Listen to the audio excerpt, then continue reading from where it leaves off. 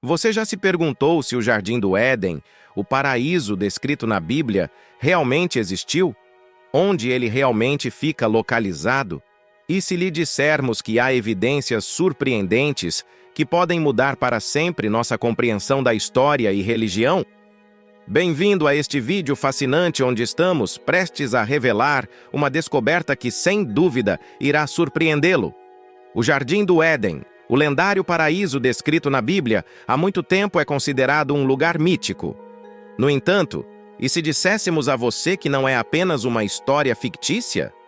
Recentemente, uma incrível descoberta foi feita, com o potencial de mudar nossa compreensão da história e da religião para sempre. Neste vídeo, levaremos você em uma jornada para explorar a história fascinante por trás dessa descoberta e as evidências que a sustentam. Portanto, prepare-se para expandir sua mente enquanto descobrimos a verdade sobre o Jardim do Éden, um tópico que certamente dará início a uma conversa instigante. A questão de sua existência pode ser óbvia para pessoas religiosas, mas até mesmo aqueles que não acreditam no Deus cristão podem considerar sua existência. Após todos esses anos, era inevitável que houvesse uma busca por uma localização geográfica que desse credibilidade às histórias da Bíblia. Essa busca não passou despercebida pelos cientistas que têm se dedicado à pesquisa de antigos textos em busca de pistas e referências que pudessem ajudar a identificar o local do Jardim do Éden. Recentemente, os avanços nas áreas de sensoriamento remoto, arqueologia e estudos de DNA proporcionaram algumas indicações sólidas sobre sua possível localização. O que eles descobriram é verdadeiramente fascinante. O Jardim do Éden, esse paraíso na Terra descrito no Antigo Testamento de Gênesis como o lar de Adão e Eva, os primeiros seres humanos criados por Deus, antes de serem expulsos por desobedecer às leis divinas. Também é conhecido como o Jardim de Deus e o Jardim do Senhor. Deus é chamado de Éden em Gênesis e de Ezequiel em Israel, respectivamente. A palavra Éden tem suas raízes na palavra suméria Edim, que significa planície. A palavra acadiana Adino também possui uma conexão com Éden.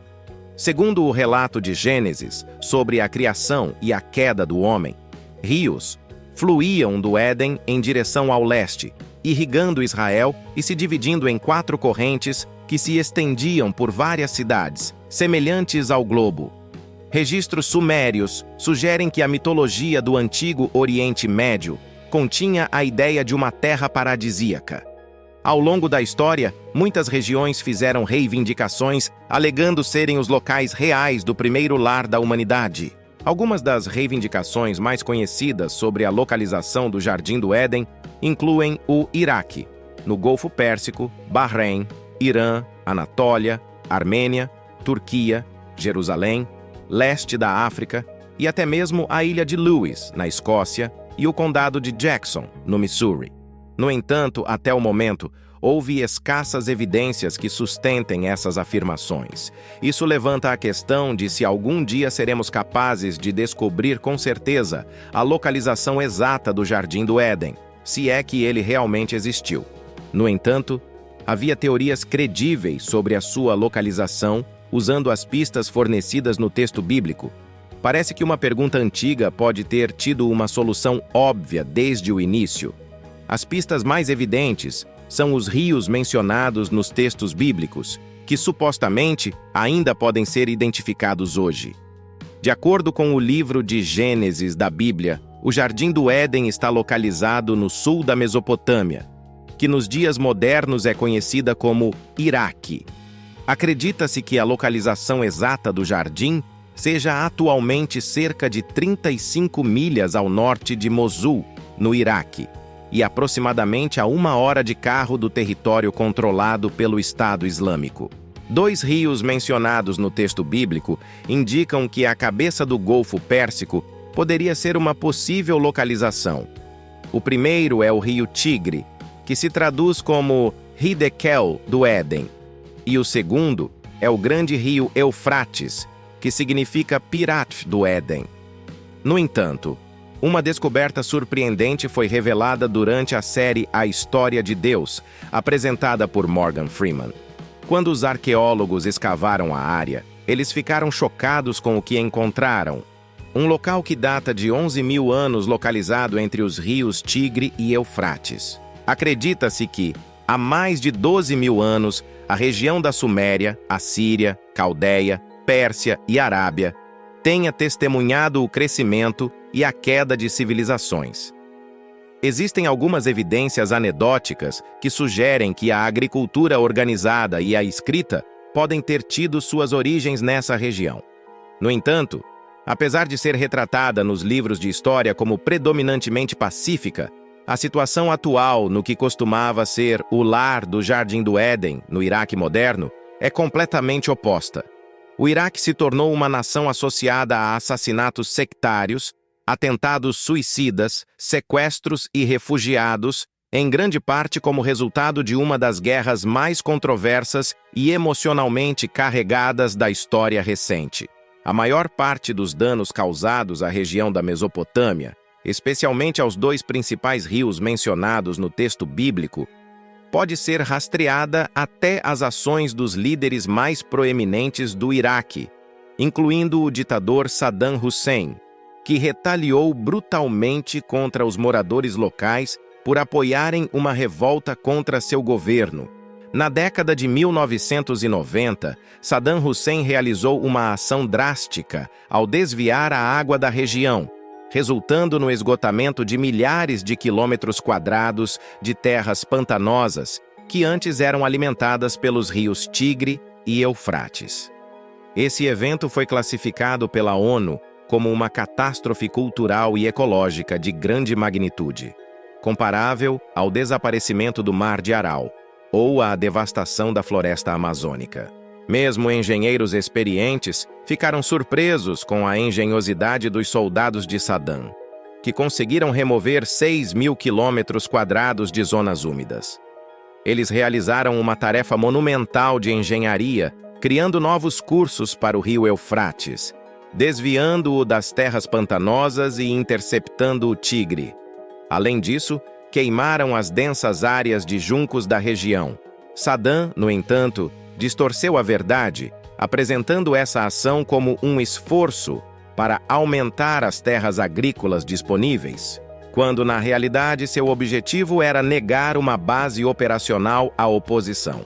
Apesar dos danos ambientais evidentes causados por Saddam Hussein, ele persistiu em sua agenda, pois esse projeto tinha motivações políticas e ressentimento pessoal. De acordo com historiadores, a região pantanosa havia se transformado em um novo centro de oposição ao governo iraquiano na década de 1990 e era habitada principalmente por rebeldes. Felizmente, Saddam foi deposto antes que pudesse causar danos irreversíveis a toda a região. No entanto, não há dúvida de que ele causou danos significativos ao local que se acredita ter sido o Jardim do Éden. Quando Saddam foi retirado do poder em torno de 80.000 habitantes dos pântanos, conhecidos como Madar ou Marsh Arabs, viviam lá, em cidades e em ilhas flutuantes. Em 1991, quando a região foi drenada, cerca de 450.000 pessoas dependiam dos pântanos. Como resultado dessa ação, 30.000 refugiados foram deslocados para os Estados Unidos e 70.000 foram para o Irã.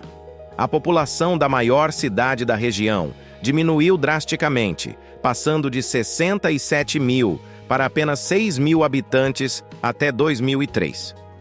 Com esforços de restauração em andamento, os pântanos do sul do Iraque foram reconhecidos como Patrimônio Mundial da Unesco em 2016. Devido à sua diversidade e longa história, parte de sua importância vai além das conexões com o antigo Jardim do Éden. Esses pântanos fazem parte da paisagem selvagem do Iraque Oriental, uma região remota e anárquica onde populações desfavorecidas têm uma história de resistência à autoridade. Para restaurar os pântanos, a ONU lançou uma campanha de 11 milhões de dólares que incluiu a remoção de algumas das obstruções que impediam a entrada de água na área. Além disso, Eles planejaram reverter os efeitos de uma série de barragens na Turquia e na Síria, que foram construídas para controlar o fluxo das águas dos rios Tigre e Eufrates. Embora a água tenha voltado a fluir pelos pântanos, sua recuperação ainda está longe do que já foi um dia. Lamentavelmente, a região que estava lentamente se recuperando dos atos políticos vingativos de Hussein, agora enfrenta uma nova ameaça. Os pântanos que estavam se revitalizando com a ajuda da ONU há alguns anos são hoje vastas extensões de terra ressecada. A suposta localização do Jardim do Éden está sofrendo com secas severas, e uma seca devastadora afetou não apenas o Iraque, mas também as nações vizinhas nos anos anteriores. Agora, essa seca se alastra pelo sul do Iraque, impactando milhares de moradores da região, conhecida como os Árabes dos Pântanos. Grandes porções dos antigos pântanos verdes de Hazaiwa, outrora exuberantes, estão agora cercadas por leitos de riachos secos, e sua vegetação está se tornando amarelada. O lago Umal Nas foi reduzido a poças de lama entre vastas áreas predominantemente secas. Até as áreas turísticas das Marchas Gibead estão experimentando o mesmo destino. De acordo com um morador que reside em uma aldeia próxima a Hawiza, os pântanos eram sua principal fonte de sustento. Eles costumavam pescar ali. No entanto, acadêmicos alertam que agricultores e pescadores podem ser os principais responsáveis por degradar ainda mais os pântanos do Iraque. O uso irrestrito de produtos químicos e choques elétricos durante a pesca são práticas ilegais que inadvertidamente causam a morte de animais, contaminam a água e representam riscos para a saúde humana. Além disso, essas atividades dificultam a restauração de uma das maiores zonas úmidas do mundo. O governo está otimista de que todos os problemas do passado logo serão superados. Eles acreditam que a suposta localização do Jardim do Éden e da Babilônia, o berço da civilização, se transformará em um paraíso turístico. À medida que buscamos respostas para questões antigas, lembramos que a jornada em si é valiosa, pois nos leva a explorar nosso passado e a refletir sobre nosso presente. Agradecemos por se juntar a nós nesta jornada incrível para descobrir a verdade sobre o Jardim do Éden. Esperamos que esta descoberta tenha desafiado suas crenças e tenha aberto novas perspectivas sobre história e religião. Embora ainda haja muito a aprender e explorar sobre esse fascinante tema, esperamos que este vídeo tenha proporcionado uma visão das potenciais realidades do passado. Por favor, deixe um comentário abaixo e compartilhe sua opinião sobre esta descoberta inovadora. Não se esqueça de curtir e se inscrever em nosso canal para mais conteúdo reflexivo. Agradecemos novamente por assistir e esperamos vê-lo no próximo vídeo. Que Deus continue te abençoando fortemente.